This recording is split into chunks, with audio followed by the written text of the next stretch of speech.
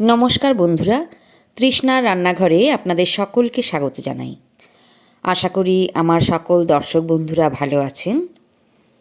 তো এই যে সবজিগুলো দেখছেন, এই শীতের সবজিগুলো এখন বাজার আলো করে রয়েছে। তো এগুলো দিয়ে দুর্দান্ত স্বাদের এই বেগুন ভর্তা সহজেই কিন্তু বানিয়ে ফেলা যায়। যারা বেগুন পছন্দ করেন না তারাও দেখবেন চেটেপুটে খাচ্ছে। তো আসুন রেসিপি শুরু করি। আমি বেগুন পোড়ানোর প্রসেসটা আর দেখাইনি। দুটো মিডিয়াম সাইজের বেগুন পুড়িয়ে নিয়েছি। ঠান্ডা হবার পর ওই বেগুন দুটোর খোসা ছাড়িয়ে পোকা আছে কি না দেখে নেবেন, আর ছুরির সাহায্যে একটু রাফলি চপড করে নেবেন। ধনে পাতাগুলো আমি কুচিয়ে নিয়েছি। টমেটো ছোটো ছোটো করে কেটে নিতে হবে। কাঁচা লঙ্কাগুলো কুচিয়ে নিন। রসুনটা খোসা ছাড়িয়ে কুচিয়ে নেবেন। পেঁয়াজ দুটো কেটে নিতে হবে। আর মটরশুঁটিগুলো সামান্য একটু ভাপিয়ে নিতে হবে। এবারে আমি রান্নাটা শুরু করব। প্রথমে কড়াইতে 4 টেবিল চামচ সর্ষের তেল দিয়েছি।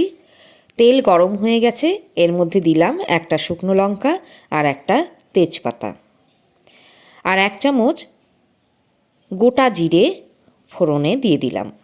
জিরে ফুটলে দিয়ে দিলাম পেঁয়াজ কুচিগুলো আর সেই সঙ্গে রসুন কুচি। এবারে একবার নেড়ে দিলাম। 2 থেকে 3 মিনিট মিডিয়াম আঁচে ভাজতে হবে।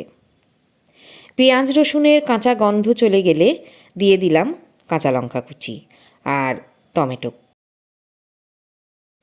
ঝাল যদি আপনারা কম খান তাহলে লঙ্কার পরিমাণ কম দেবেন। এবারে সামান্য হলুদ গুঁড়ো দিয়ে দিলাম।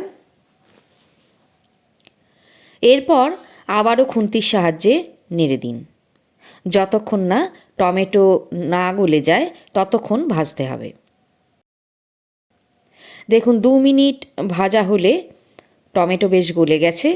খুন্তি দিয়ে আরও একটু স্ম্যাশ করে দিলাম। এবারে ভাপিয়ে রাখা মটরশুঁটিগুলো দিয়ে দিলাম। 1 চামচ জিরে গুঁড়ো আর হাফ চামচ ধনে গুঁড়ো দিয়ে দিলাম। একটু কষিয়ে নেবেন। এবার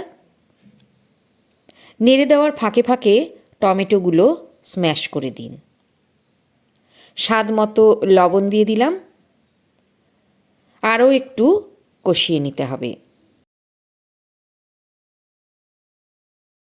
1 মিনিট হালকা হাতে কষিয়ে নিয়ে দিয়ে দিচ্ছি পুড়িয়ে রাখা স্ম্যাশ করা বেগুন।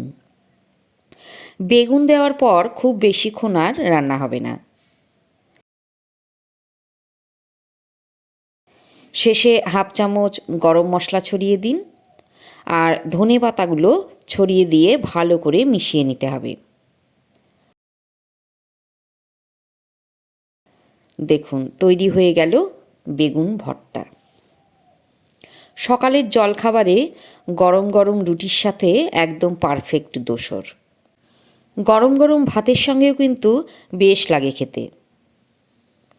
তো রেসিপি পছন্দ হলে প্লিজ জানাবেন।